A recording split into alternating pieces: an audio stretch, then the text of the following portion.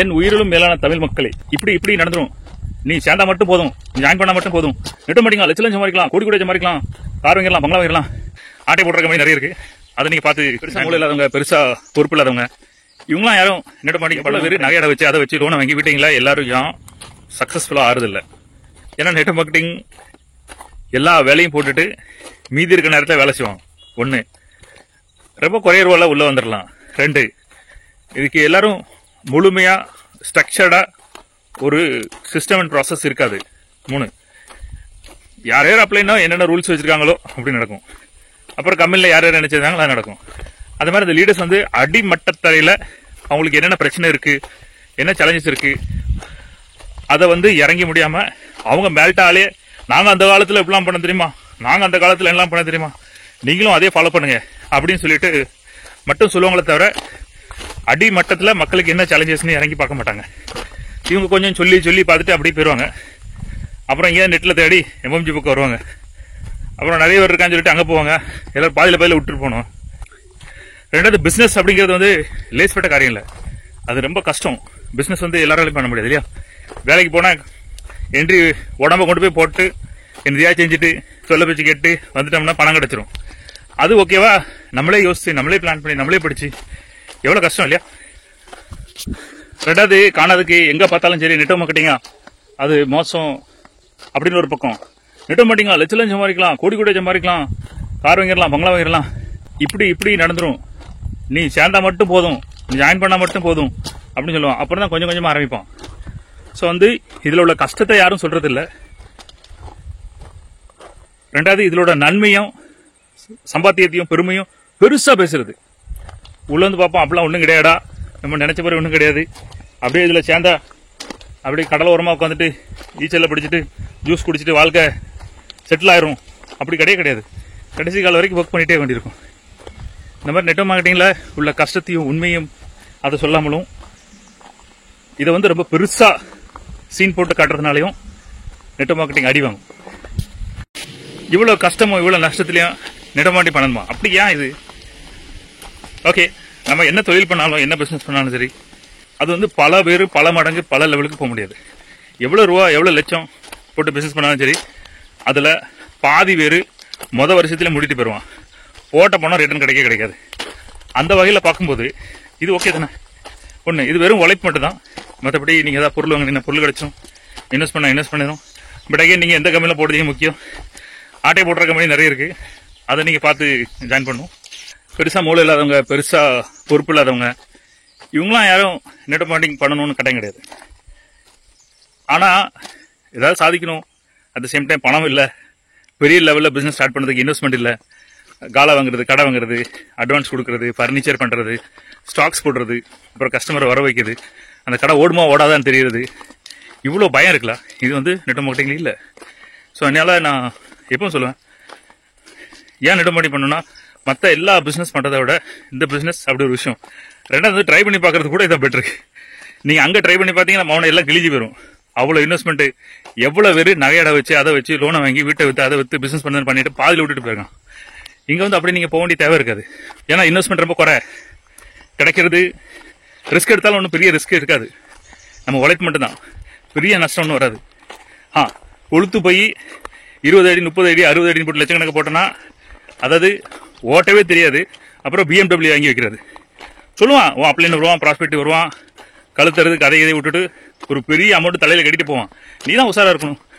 Join பண்ணது மட்டும் தேடு, இன்டர்நெட்டில் நெட் மார்க்கெட்டிங் பற்றி புரிஞ்சுக்கா. நான் வந்திருக்கீங்களா அந்த வீடியோ தேடி பார்த்து வந்துட்டு அந்த மாதிரி இது கரெக்டாக தப்பான்னு தெரிஞ்சுக்காங்க. அதுக்கப்புறம் இன்வெஸ்ட்மெண்ட் அந்த மாதிரி விஷயம் போங்க, சரியான கம்பெனியானு 4 பேர்கிட்ட கேளுங்க, அதுக்கப்புறம் முடிவு பண்ணுங்க. அந்த மாதிரி தலையில் கட்டினா எனக்கு தெரியாது. பட் ஜென்ரல் அவ்வளோ பணம் தேவைப்படாது நெட் மார்க்கெட்டிங் ஸ்டார்ட் பண்ணதுக்கு. அப்போ நெட் மார்க்கெட்டில் என்னதான் இன்வெஸ்ட்மெண்ட் அப்படின்னா, நெட்டமும் என்ன மான மரியாதை வந்து கொடுக்கணும். ஏன்னா அந்த பயில உள்ள நெட் மார்க்கெட்டிங் பற்றி வேற இது மூலம் பேசி வச்சுக்கணும். அதனால நமக்கு ஒன்று மான மரியாதை போகும், நம்மளை கேவலம் பார்ப்பானு. இன்னொன்று ரொம்ப முக்கியமானது வந்துட்டு அடக்க உடக்கமாக வந்து படிக்கிறதுக்கு முயற்சி பண்ணணும். சொல்லிக் கொடுத்தா புரியணும், தேடணும், படிக்கணும். எனக்கு தான் எல்லாம் தெரியணும் அப்படின்னு தான் ஒன்றும் பண்ண முடியாது. நெட் மார்க்கெட்டில் ஜெயிக்கிங்களோ தோக்கிங்களோ அதுக்கு முழுக்க நீங்கள் தான் காட்டணும். கம்பெனியோ ப்ராடக்டோ பிளானோ உங்கள் அப்ளைனோ கிடையாது. ஏன்னா இது எப்படி செய்யணும், என்ன செய்யணும் அப்படின்னு உங்களுக்கு தெரியாமல் இருக்கும், படிக்காமல் இருப்பீங்க, பிளான் பண்ணாமல் இருப்பீங்க.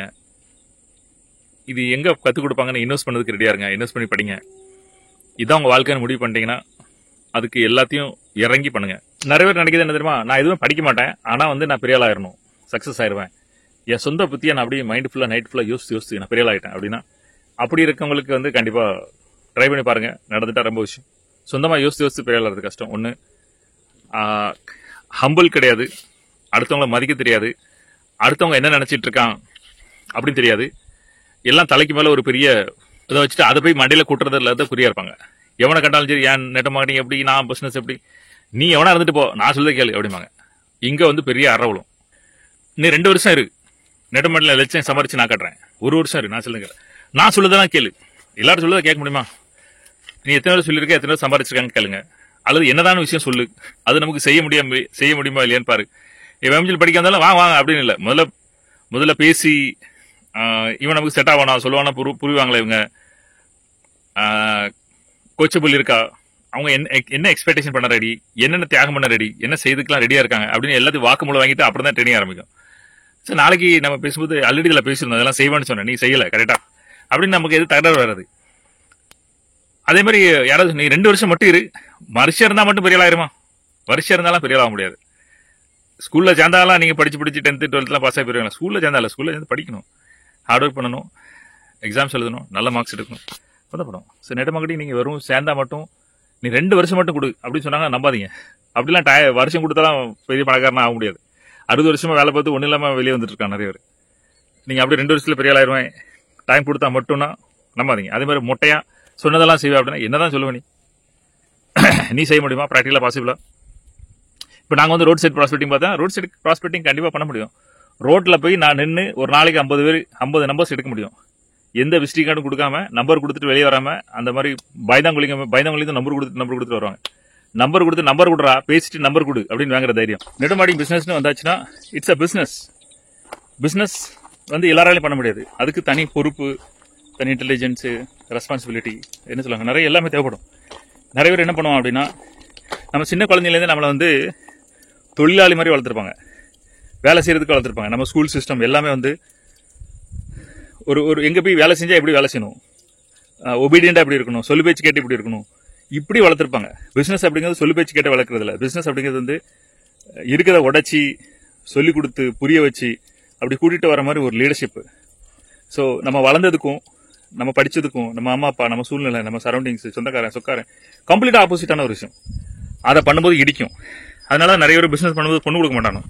ஆனா சில கம்யூனிட்டியில பிசினஸ் பண்ணதான் பொண்ணு, வேலைக்கு போனா இவன் கடைசி வரைக்கும் இப்படி நப்பிட்டு இருப்பான் அப்படின்னு அவனுக்கு பொண்ணு கொடுக்க மாட்டாங்க. முதல்ல இந்த மாதிரி விஷயத்த மாத்த தெரியணும், சேஞ்ச் பண்ண தெரியணும். நீங்க பிசினஸ் எல்லாம் பண்ணதுக்கு முன்னாடி உங்களோட மைண்ட் செட்டு இந்த விஷயம் மாத்த தெரியறதுக்கு ஃபர்ஸ்ட் படிக்கணும். அதுக்கு தைரியம் வேணும், தில்லு வேணும், தனாட்டு வேணும், திமிரு வேணும். ஏன்னா உங்களை அவ்வளோ ஒரு முட்டா பையன் மாதிரி நினைப்பான், முட்டை மாதிரி பேசுவான், அங்கங்க எவனாவது வாழாட்டுவான், கிண்டல் பண்ணுவான். அதெல்லாம் அடக்க தெரியணும், உடக்க தெரியணும், நம்மள எந்த பாதிக்க போறான்னு தெரியணும். எவன் என்ன சொல்லலாம் கவலை இல்லைங்கிறது முக்கியம் இல்லை. யாரெல்லாம் அவங்க கூட ஜாயின் பண்ண போறாங்களோ அவங்க உங்களை பத்தி என்ன நினைக்காங்கிறது முக்கியம். பட் எவன் நம்மளுக்கு எப்பவுமே பிரயோஜனமா இருக்க மாட்டான், அவன் உங்களை பத்தி என்ன நினைக்காங்கிறது பிரயோஜனமே இல்லை. அவனோட தாட்ஸும் திங்கிங்கும் நம்மளுக்கு அவனுக்கு சம்மந்தம் கிடையாதுன்னா அவன் நம்மளை பத்தி என்ன நினைக்கான பிரயோஜனமே கிடையாது. அவனை பத்தி கவலைப்பட்டு அவனுக்கு அவன் நம்ம மாற வேண்டிய தேவை இருக்காது. ஃப்ரீ ஒன் பேசும்போதுலாம் நான் காலையில் சைலண்ட் ஒரு வேலைக்கு போறேன், எனக்கு டைமே இல்லை, ஓகே, நைட்ல டீ பார்த்து தூங்கிடுவேன், காலையில திரும்ப ஓடி போயிடுவேன், எனக்கு சாப்பாடு கூட டைம் இருக்கா தெரியுமா, நான் அவ்வளோ பிஸி. இந்த மாதிரி மைண்ட் செட்லாம் நீங்க எதுவுமே முடியாது, நடக்காது அப்படின்னு நினைச்சீங்கன்னா ஒன்றும் பண்ண முடியாது. எப்படி பண்ணலாம், எப்படி முடியலாம், எப்படி டைம் எடுக்கலாம், என்னெல்லாம் செய்யலாம் அப்படின்னு தேடும் போது தான் நடக்கும். நைட்டு 9:30 வேலை போயிட்டு வரும்போது நான் ட்ரெயினில் உட்காந்து அடிதடி 2.5 மணி நேரம் வேலைக்கு போயிட்டு வரதுக்காகும். அந்த வர வகையில் நிறைய படிச்சது, தெரிஞ்சிட்டது, கஷ்டப்பட்டது, அது மட்டும் தான் எனக்கு ஞாபகத்தில் இருக்கு. நீங்க வந்துருக்கீங்க சார், நீங்க எப்படி பண்ணிட்டீங்கன்னா எப்படி பண்ணான்னு என்னெல்லாம் கிழிஞ்சிச்சுன்னு அதை செஞ்சாதானே தெரியும். நைட்டு 12 மணிக்கு அப்புறம் படிக்கிறது, வேலை பார்க்கறது, கால் நிச்சு ஓட்டுறது, அப்படின்னு நம்ம ட்ரெயின்ல போனாலும் சரி, பஸ்ல போனாலும் சரி, பைக்ல போனாலும் சரி, ஏதாவது கேட்டுட்டே இருக்குது, படிக்கிறது, இன்வெஸ்ட் பண்றது. ஓசில எல்லாம் படிக்க முடியாது, யூடியூப் பார்த்தும் எல்லாம் படிக்க முடியாது. சரியா தப்பான்னு சொல்லிக் கொடுக்க ஆள் வேணும், ஏதாவது சிக்கல் இருந்தா கேட்கறதுக்கு ஆள் வேணும். சும்மா சொல்லி தர மாட்டான், பணம் கேட்பாங்க. ஸோ சம்பாரிச்ச பணத்தை சேமிச்சு படிக்கிறதுக்கு இன்வெஸ்ட் பண்றது, இதெல்லாம் பண்ணும் இல்லையா. டைம் எடுக்க மாட்டேன், வித்தியாசமா யோசிக்க மாட்டேன், படிக்க மாட்டேன், இன்வெஸ்ட்மெண்ட் பண்ண மாட்டேன், ஓசிலிங்க கிடைக்க மாட்டேன், எனக்கு எல்லாம் தெரியும்னு நினைப்பேன். அப்புறம் நம்மளா யூஸ் ஒரு ஐடியா நான் இன்னைக்கு இப்படி செய்யலாம் அப்படின்னு நினைச்சிருக்கேன்னு நினைப்பாங்க. எனக்கு தெரிஞ்சலாம் ஒன்று, எவனா செஞ்சுட்டு இருக்கானா அவன்கிட்ட போய் ஈஸியா போய் படிக்கிறது பெட்டர். நான் 10 வருஷம் தவறு இருந்து இந்த தண்ணியில எப்படி நடக்கணும் அப்படின்னு படிச்சிருக்கேன் அப்படின்னா ஏன்னா 10 வருஷம் தவறு இருக்கேன் 10 ரூபா கொடுத்தா அந்த விஷயம் போயிடும். இது நிறைய பேருக்கு தெரியாது. வெறும் படிக்கிறதுக்கு பணம் கொடுக்க மாதிரி பேசவில்லை. நீங்கள் செய்கிற வேலைகள், நீங்கள் பொண்டாட்டியை கொண்டு விட்டுறது, பிள்ளையை கொண்டு விட்டுறது, மாமியார் விட்டு விட்டுறது, வீட்டில் உள்ள அவ்வளோ வேலையும் செய்கிறது எது நெட் மார்க்கெட்டிங் இங்கே தவிர. இதுக்கு பணம் இன்வெஸ்ட் பண்ணுங்க. சமைக்கிறதுக்கு ஆளுக்களை வைங்க, அல்லது யாராவது வேற ஆளுக்கு சொல்லிக் கொடுத்து அவங்கள செய்ய வைங்க. வீட்டில் உள்ள எல்லா பொறுப்பும் அவங்கள பண்ண வைங்க. அதுக்கு இன்வெஸ்ட் பண்ணுங்க. முதல்ல டயத்தை கொடுத்து பணம் சம்பாதிங்க. நீங்கள் வந்து நம்ம பணக்காரங்க எப்படி பணக்காரங்கிறாங்க அந்த வீடியோ லைவ்லாம் பார்த்துட்டீங்கன்னா அதில் சொன்னது மாதிரி பணக்காரங்க வந்து முதல்ல டைம் கொடுத்து பணம் சம்பாதிப்பாங்க. பணம் சம்பாதிச்சதுக்கப்புறம் அந்த பணத்தை கொடுத்து டயத்தை வாங்குவாங்க. யார் டயத்தை? புவர் மக்கள் டயத்தை. எந்த மாதிரி நீங்கள் வந்து உங்கள் டயத்தை கொடுத்து பணம் வாங்கினீங்களோ அது மாதிரி நிறைய பேர் டயத்தை கொடுத்து பணம் வாங்க ரெடியாக இருப்பாங்க. அவன் பாவம் சொன்னா புரிய மாட்டான், பரவாயில்ல, அவன் நம்மளுக்காக வேலை செய்யட்டும், அவனுக்கு இந்த விஷயத்தை பற்றி தெரியாது. அவனு சொல்லுங்க, நீ இதெல்லாம் பண்ணனா அவனுக்கு இவ்வளோ ரூபா தருவேன் அப்படின்னு சொல்லிட்டு நீங்கள் ஃப்ரீயாக இருங்க. யோசிங்க. இன்னைக்கு நான் அந்த காட்டுக்கு வந்து வீடியோ பண்ணிட்டு இருக்கேன். சமையலுக்கு ஆளுக்கு பைசா கொடுத்தாச்சு, கிளீனிங் ஆள் பைசா கொடுத்தாச்சு, பாத்திரம் கழுவ ஆள் பைசா கொடுத்தாச்சு, வண்டி கழுவ ஆள் பைசா கொடுத்தாச்சு, எல்லாத்துக்கும் ஆட்கள் இருக்காங்க. எகைன் வந்து நம்ம டீம் மெம்பர் இருக்காங்க, கோச்சஸ், ஸ்டூடெண்ட்ஸ் எல்லாரும் பார்க்கறது வைக்கிறதுக்கு எல்லாம் இருக்காங்க. அவங்களுக்கும் ஷேரிங் கொடுத்தாச்சு. நான் ஒத்தியில பண்ணணும்னு பண்ணிருந்தா நடக்காது இல்லையா? அவங்களும் ஷேரிங் கொடுக்கணும். இப்படி பணத்தை கொடுத்து எல்லா விஷயம் பண்ணுங்க. எந்த விஷயம் வந்து உங்களை தவிர யாரும் பண்ண முடியாதோ அதை நீங்க பண்ணுங்க. வேற யாரும் பண்ண முடியாத பண்ணுங்க. எங்க அம்மா வந்து ரீசார்ஜ் கத்தம் ஆயிடுச்சு, இது சரியாயிடுச்சு அப்படின்னா ரீசார்ஜ்லாம் எனக்கு ஃபோன் பண்ண கூடாது. அதுக்கு நம்ம இருக்காங்க, எல்லாரும் பேசுங்க, அவங்க உங்களுக்கு ரீசார்ஜ் பண்ணி விடுவாங்க. பாசத்தை காட்டுறதுக்கு எனக்கு ஃபோன் பண்ணுங்க. எங்க அம்மா நல்லா இருக்காங்களா இல்லையா என்ன செய்யணும் கேட்கறதுக்கு நான் ஃபோன் பண்றேன். அப்படி உங்களுக்கு வந்து எல்லாத்தையும் பிரிக்க தெரியணும். எதுக்கு நான் பேசுவேன், எதுக்கு நான் பேச மாட்டேன் அப்படின்னு பிரிக்க தெரியணும். அந்த டைத்தை நீங்க வந்து நெட் மார்க்கெட்டிங் யோசிக்கிறதோ, பிசினஸ் பத்தி யோசிக்கிறதோ, நெக்ஸ்ட் லெவல் போதுக்கு யோசிக்கணும். அந்த மாதிரி எம்ப்ளாயிஸ் என்ன சொல்லணும் அப்படின்னா, எனக்கு டைம் இல்லை, நேரம் இல்லை அப்படி சொல்றது காரணம்னு சொல்லிட்டு எனக்கு யாரும் சப்போர்ட் பண்ணல, என் ஹஸ்பண்ட் சப்போர்ட் பண்ணல, எங்க வீட்டில் சப்போர்ட் பண்ணல, எங்க வீட்டில் இது முடியாதுன்னு சொல்லிட்டாங்க, இது பண்ணக்கூடாதுன்னு சொல்லிட்டாங்க, ஒன்றும் பண்ண முடியாது. இவன் வந்து காரணம் காட்டிக்கிட்டும், பிளேம் பண்ணிக்கிட்டும், அடுத்தவங்க மேல கையை காட்டிக்கிட்டும், நான் ஏன் இவ்வளவு நாள் ஜெயிக்கல தெரியுமா அப்படி சொல்லிட்டு கதை சொல்லுவான். இந்த கதையெல்லாம் சொல்லாத மோனே அப்படின்னு. தொழில வந்து காரணம் வேணும். சோத்துக்கு வேலை பார்க்கறவன் அவன் அப்படிதான் யோசிப்பான். ஒரு கடைக்கு போனவனே அவனுல கேட்கற விதத்தை பார்த்து தெரிஞ்சிடும், நீ வேலையா பார்க்க, ஆமா அதான் அப்படி இருக்கு. ஒரு ஐஸ்கிரீம் கடைக்கு சாப்பிட போறேன், சரி ஒன்னு சொல்லியாச்சு, ரெண்டாவது சொல்லியாச்சு, அவன் சொல்லலாம் ஓயாம சொல்லிட்டு இருக்கீங்க, ஒரு தடவை சொல்ல முடியாது அப்படின்னு. இங்க வா, வேலையா பார்க்க, ஆமா ஆமா, கீழே போய் ஒன்றரை சொல்லிட்டேன், இவன் உன் கடையை கெடுத்து போடுவான், இவனை காலி பண்ணிடு. கஸ்டமர் வந்து எவ்வளவு ஆர்டர் கொடுக்காங்களோ சந்தோஷம் வரணும். ஓயாம ஆர்டர் கொடுக்கணும், அவனுக்கு இந்த பணத்து கனெக்ஷனும் இன்கமுக்கும் கஸ்டமர் ஆர்டர் கொடுக்கறதுக்கும் அந்த கனெக்ஷன் அவனுக்கு தெரியல. இவனை வச்சிருந்தா நம்ம சொல்லி முடிச்சிடணும். இவனெல்லாம் எம்ப்ளாயிஸ் காரணம் காட்டிக்கிட்டும் தப்பிக்கிறதுக்கும் இதை மட்டும் சொல்லிட்டு இருப்பான். இவனில் வந்து யாரும் காப்பாற்ற முடியாது. அந்த மைண்ட் செட்டில் நீங்க இருக்காதீங்க. அப்படி இருந்தீங்கன்னா உங்களுக்கு நெட் மார்க்கெட்டிங் தேவையில்லை, பிசினஸ் தேவையில்லை. நெட் மார்க்கெட்டிங்ல எந்த பிசினஸும் நீங்க பண்ண முடியாது. எங்கேயாவது போ, வேலைக்கு போ, அவன் சொல்லலாம் செய்யி, சம்பளம் கொடுப்பான், தின்னுட்டு சத்தனா அப்படி வாழ்க்கை ஓட்டு காலம் ஃபுல்லா. அதே மாதிரி பிசினஸ் மேனா இருக்கீங்களா, பயங்கர புத்திசாலி தானே வேணும். இந்த பிசினஸ் ஓடுமா, இது பண்ண முடியுமா, இந்த மாதிரி போனா செட் ஆகுமா அப்படின்னு. நிறைய பேர் வீட்டில் இருந்தபடி எங்க வீட்டுக்காரர் வெளியே விட மாட்டாரு, அதனால வீட்டில் இருந்தபடி ஒரு பிசினஸ் பண்ணேன். சரி பண்ண, அப்புறம் என்னாச்சு ஜாயின் பண்ணேன், ஒரு 3 வருஷமாச்சு 4 வருஷமாச்சு, 100 ரூபா 200 ரூபா சம்பாதிக்கேன். அப்புறம் வீட்டுக்காரர் வந்து திட்டுறாரு, நீ வேலைக்கு செய்யாம ஒன்றும் செய்யாம பண்ண. ஓகே, எவ்வளவு இன்வெஸ்ட் பண்ணிருப்பீங்க? அது மாசம் 3000 5000 பண்ணிட்டு இருக்கேன். சரி, அது 30,000 40,000 20,000 இன்வெஸ்ட் பண்ணிருக்கேன். எவ்வளவு சம்பாதிச்சா? 500 ரூபா 2000 ரூபா 200 ரூபா அப்படி.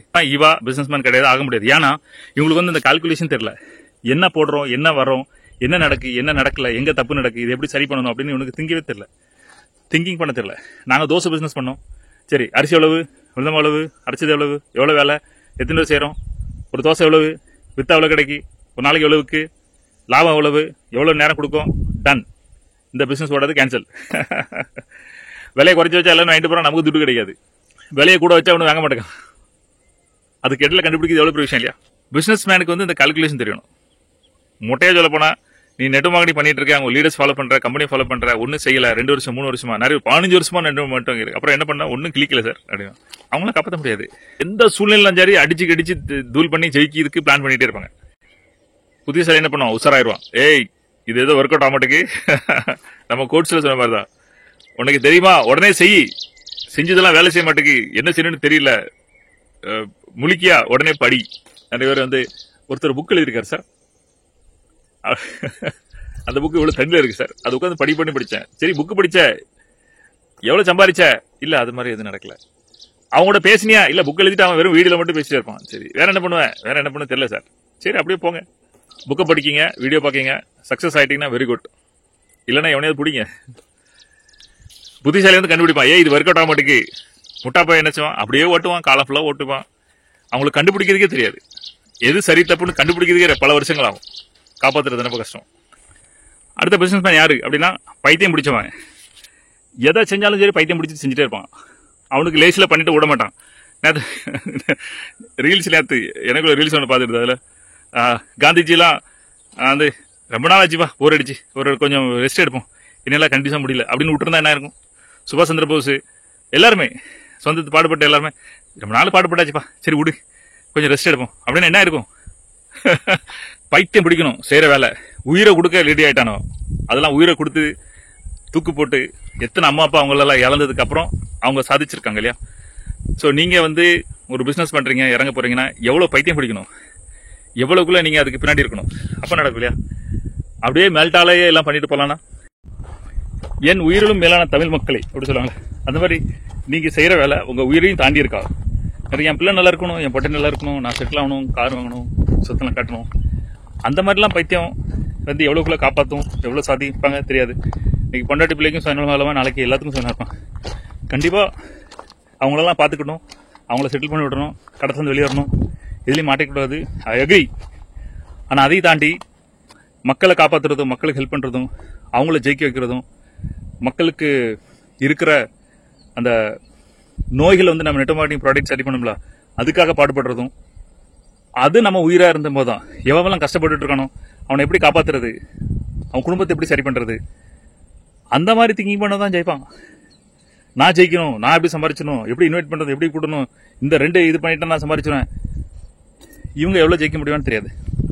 எல்லாரும் அவங்க பிள்ளைகள் ஃபேமிலி கிமிலி அதை கஷ்டப்படும். எனக்கு தோணும், எனக்கு ஒவ்வொரு நெட் மார்க்கெட் அழுதாங்களா, கஷ்டப்படுத்தாங்களா, அது முதல்ல சரி பண்ணணும். கெத்தா வாழணும், திமுறா வாழணும், புரிஞ்சுக்கிடணும், ஃபேமிலி கிமிலி லைஃப் எல்லாம் சரி பண்ணி கொண்டு போகணும். என் மைண்ட்ல அது மட்டும் தான் ஓடும். எனக்கு நானே கேட்டேன், எனக்கு நானே அதான் சொல்றேன்.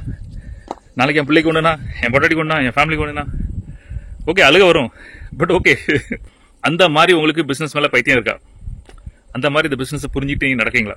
நம்மளுக்குன்னு ஒரு பாலிசி, நம்மளுக்குன்னு ஒரு சரி தப்பு, நம்மளுக்குன்னு ஒரு வேல்யூ அதை வச்சிருக்கணும்னு நினைக்கிறேன்.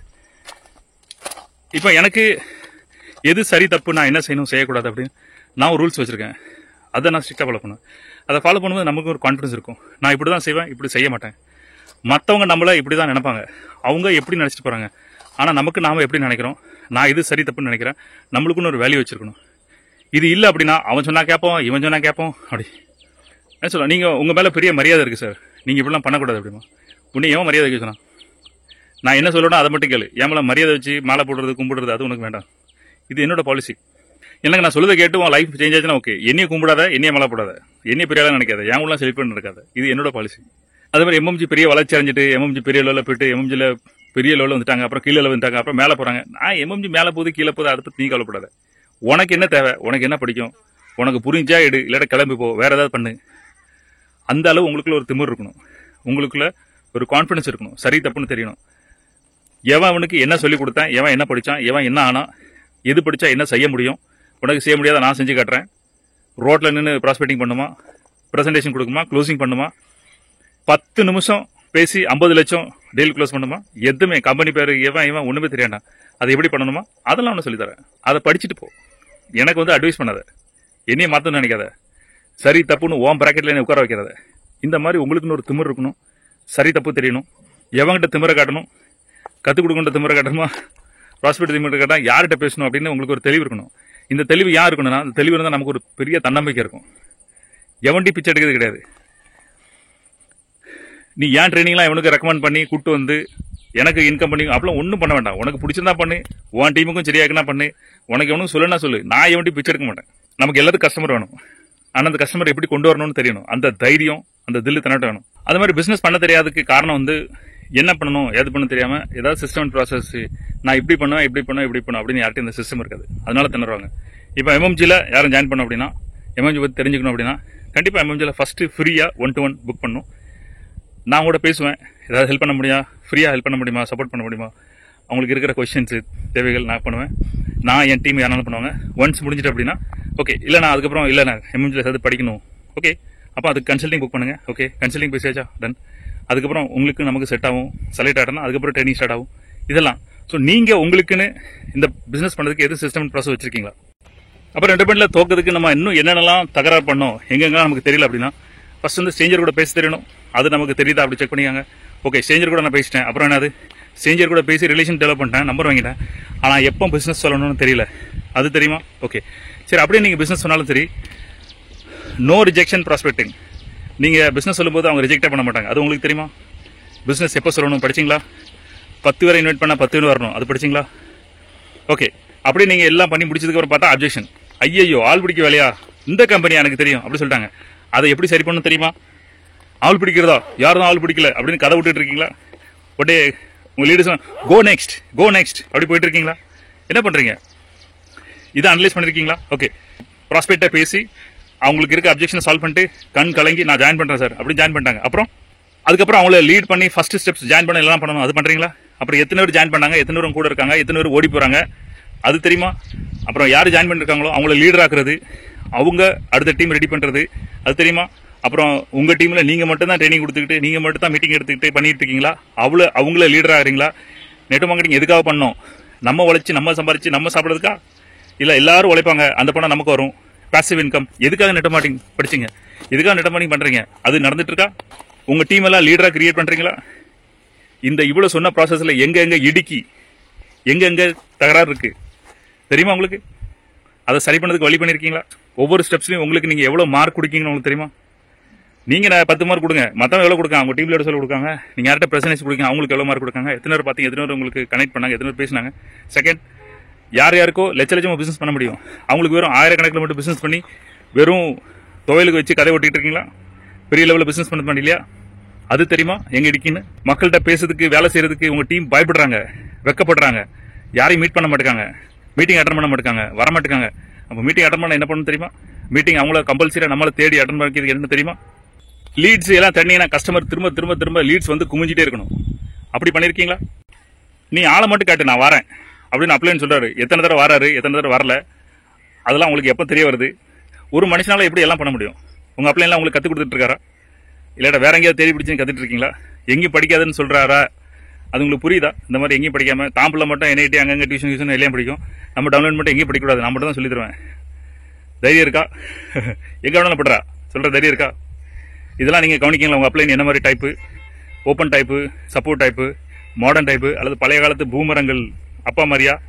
தெரியுமா உங்களுக்கு? கவனிச்சிங்களா? அதெல்லாம் பிசினஸ் பண்ணதுக்கு ரவும் பவுலும் இந்த மாதிரி காடு மலை அதெல்லாம் படிக்கிறதுக்கும் எனக்கு ஏன் தொழில் சொல்லிக் கொடுக்கறது இல்ல. ஸோ நான் எல்லாத்தையும் விட்டுட்டு அதெல்லாம் சரி பண்ணிட்டோம். இப்படி நான் என் பிஸ்னஸ்க்காக நான் அந்த பாட்டு பட்டுட்டு இருக்கேன். அது மாதிரி நீங்கள் உங்கள் பிஸ்னஸ் டெவலப் பண்ணதுக்கு மாத கணக்கில் நாள் கணக்கில் அதிலே மூழ்கி போய் அதை படிக்கிறதோ செய்கிறதோ ப்ராஸ்பெக்டிங் பண்ணதோ மக்களை பார்க்குறதோ அதெல்லாம் பண்ணிட்டு இருக்கீங்களா? ட்ரெயினர் தெரியுதா? சத்த நிறைய கேட்குன்னு நினைக்கிறேன். அப்படி நீங்கள் பண்ணிட்டு இருக்கீங்களா? இந்த மாதிரி தெரியாத இடத்துலாம் போய் எக்ஸ்ப்ளோர் பண்ணுறீங்களா? இந்த மாதிரி காட்டுக்குள்ள போய் சொல்ல, பட் இந்த மாதிரி புரியாத ஆள்கிட்ட பேசுறது, செய்யாத விஷயத்தை செய்யறது, இந்த மாதிரி நீங்க பண்றீங்களா? அவ்வளோ டெடிக்கேட்டடா, அவ்வளோ ரிஸ்க் எடுத்து, அவ்வளோ ஃபேமிலி நான் காயப்படுதுன்னு சொல்லலை, பட் எனக்கு தெரியுது நான் வந்து ஃபோக்கஸ்டா இருந்தா தான் இந்த விஷயம் பண்ண முடியும். அப்படி நீங்க பண்றீங்களா?